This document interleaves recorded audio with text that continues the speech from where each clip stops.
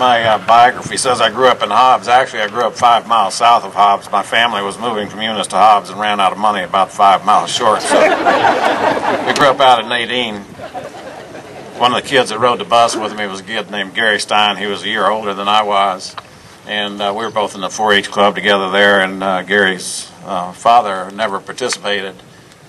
So all of us 4-Hers curious, we finally got around to going over to the Stein household to meet the family. And the father was withdrawn and quiet. Never did come out of that the entire time. Gary still lives there. I saw him about a month or two ago. His father was at Bataan and lived with a lifetime of pain. As we look at these memorials today, there's another name that was my mom's close friend. He did not come back. These people that went did not understand what they would be called in. Not all who are called to serve actually serve. Not all who serve are actually called to sacrifice. But these men were called to sacrifice to be a delaying action. And that happens often in the military. It happens a lot in life. That you know you're not going to be one of the heroes, that you're called to pay a different price. In the Civil War, Gettysburg is well known for the pickets charge that basically ended the threat of the South. The war strung on 2 more years.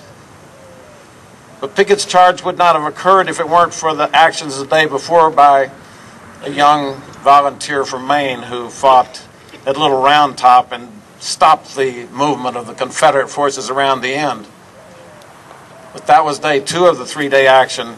Day 2 would never have started because the Confederacy was moving across the town of Gettysburg and taking it. The general who had been passed over for command of the armies the day before by Abraham Lincoln had been sent down to see what's going on there in Gettysburg. He could have had a bad heart, he could have had a bad feeling, but instead he rode and he did his duty. Came up on his horse, and day 1 was going very badly, and if this battle at Gettysburg was lost, it was probably going to be the end of the Union because the nation would not stand another loss by the Union Army.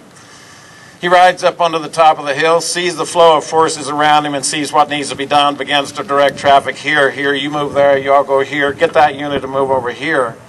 And when you stand at Gettysburg, you can see the place that he was standing in. He could see the entire action about him and see the bad circumstances. But because he put those pieces in play, day 1 survived with a draw. They did not lose. The Union did not lose. Day 2 was possible. Day 3 was possible. General Reynolds, while he was sitting on the horse directing traffic and pretty well got things started, took a rifle ball into the neck, died that day. And a man that should have been a hero of the Civil War became simply a delaying action. And the men who sit here today that we're honoring have been forgotten until just recently. And cities across the country need to be doing and taking example from Las Cruces.